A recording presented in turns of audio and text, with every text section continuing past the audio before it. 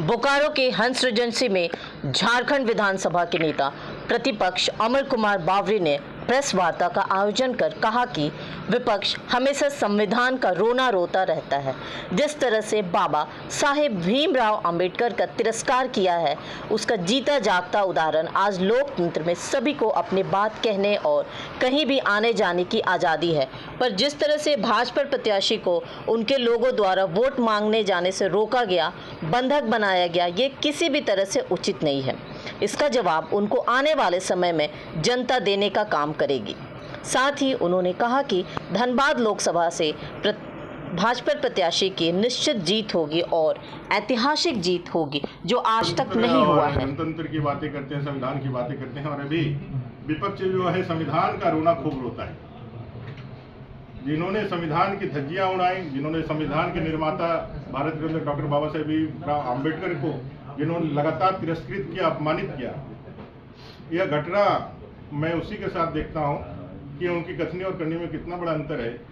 लोकतंत्र का महान पर्व है चुनाव, और इस आम चुनाव में सभी स्वतंत्र है मतदान के लिए लोगों को अपील करने, लोगों को खोजने। और आज जिस तरह से उनको वोट मांगने के लिए रोका गया, जिस तरह से उनको परेशान किया गया, जिस तरह से रोका गया, मुख्यमंत्री चंपाई सोरेन जी वहीं 3 दिन से बैठे हुए हैं। हार की हताशा से, कुंठा से उन्होंने अपने गुर्गों के द्वारा अपना ताकत का, अपने पावर का गलत इस्तेमाल करके एक कायरतापूर्ण प्रयास किया था।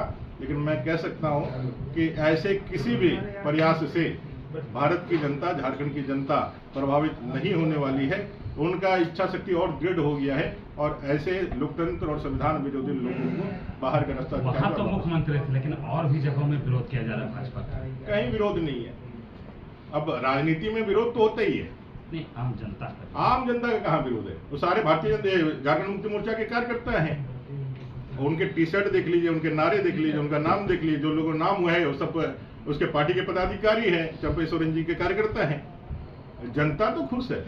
अगर जनता खुश नहीं रहती तो फिर ये लोग अभी तक कैंडिडेट देने से भी इतना डरते क्या? इनको हार सुनिश्चित है, देख रहे हैं कि निश्चित हार है। इसलिए जो मोदी जी ने, आदरणीय प्रधानमंत्री जी ने कहा है कि इस बार 40 सीटें भी नहीं बचा पाएंगे और इनको दर्शक दीर्घा में जाना। अभी धनबाद लोकसभा में सरजू राय जो तरह तरह का पत्ता खोलने की बात कर रहे हैं, तो उसमें क्या खोलने दीजिए।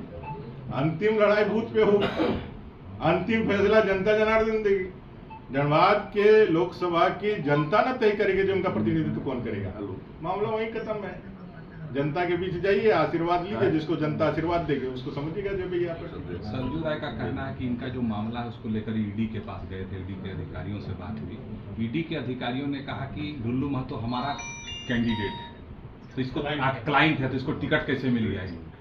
जाकर के आप ईडी से पूछिएगा उसको। अब हमसे कैसे पूछ सकते हैं? इस तरह की बातें हमने तो अपने प्रत्याशी उतारा है, जनता का लोकप्रिय प्रत्याशी, एक ईमानदार प्रत्याशी, सुख दुख में हमेशा खड़ा रहने वाला प्रत्याशी, हर अन्याय अत्याचार के खिलाफ, गरीबों के खिलाफ होने वाले हर अन्याय के खिलाफ संघर्ष के साथ बिना अपनी जान की परवाह किए हुए लगातार खड़ा रहने वाले प्रत्याशी को हम लोगों ने जनता के बीच में उतारा है। और 2024 के लोकसभा के चुनाव में धनबाद की जनता ही तय करेगी कि कौन हमारा प्रतिनिधित्व करेगा। और मैं यह दावे के साथ कहता हूं कि इस बार 100% डुल्लू महतो जी रिकॉर्ड मार्जिन के साथ धनबाद के सांसद के रूप में प्रतिनिधित्व करेंगे। तो सरजू राय का हमला अब राजनीति में तो विपक्ष का काम ही है करना, तो उससे हम लोग थोड़ी घबराने वाले। पूरे मुख्यमंत्री को हराए, अब इनकी बारी है, इनके चेला की। देखिए, ये अहंकार होता है जो लोग कहते हैं हरा दिए। ताकत तो जनता के पास है। जनता किसको आशीर्वाद दे रही है ये मायने रखता है। कोई यदि साबित कर दे कि जनता सरजू राय के साथ में जब से, तो ठीक है, तो कहाँ हम बोल रहे हैं उसको? हम लोग अभी इनकार कर रहे हैं क्या? वो इनकार कर रहे हैं क्या? सर 40-50 केस जो है आंदोलन के चलते इतना केस हुआ है पे।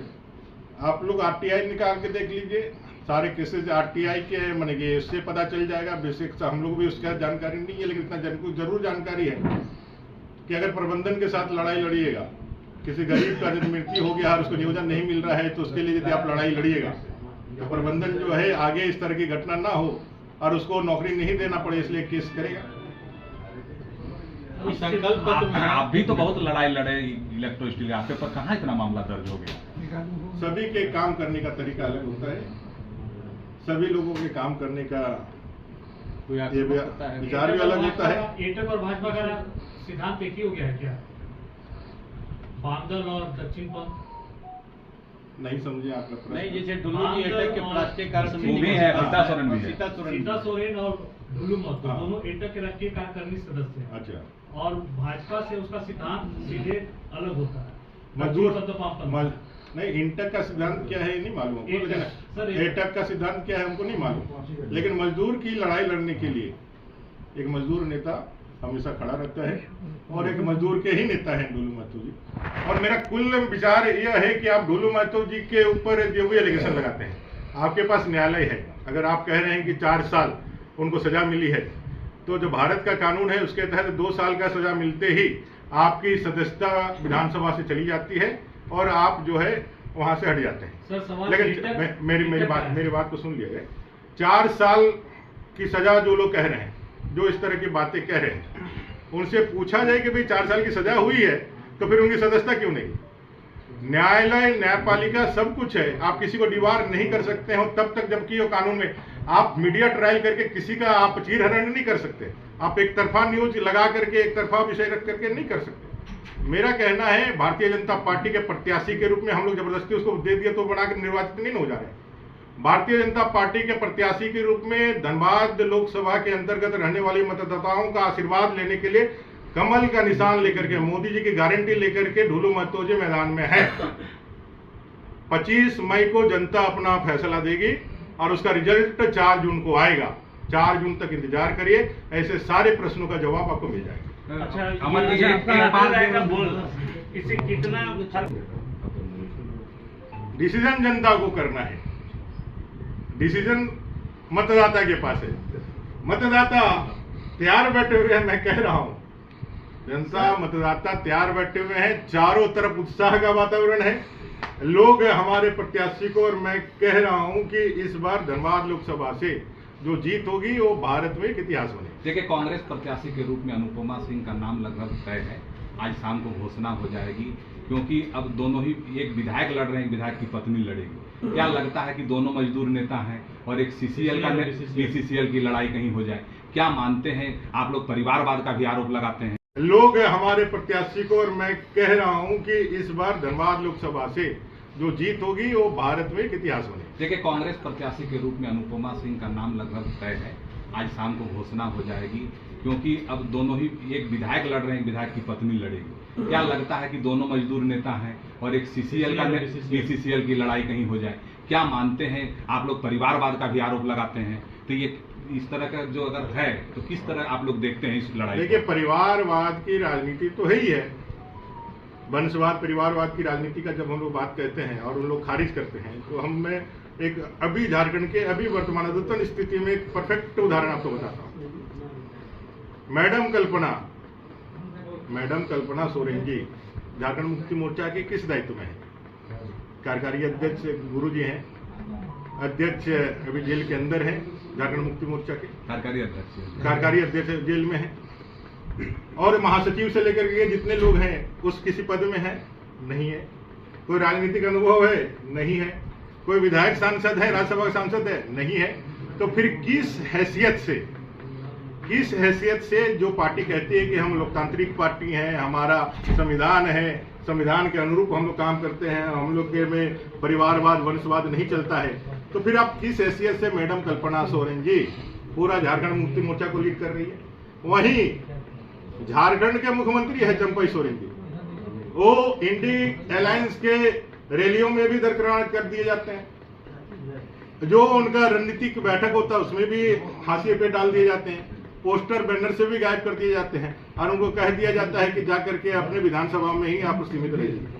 जो किसी पार्टी का स्टार प्रचारक होता है मुख्यमंत्री, उसको जाकर के वहां बैठा दिया गया।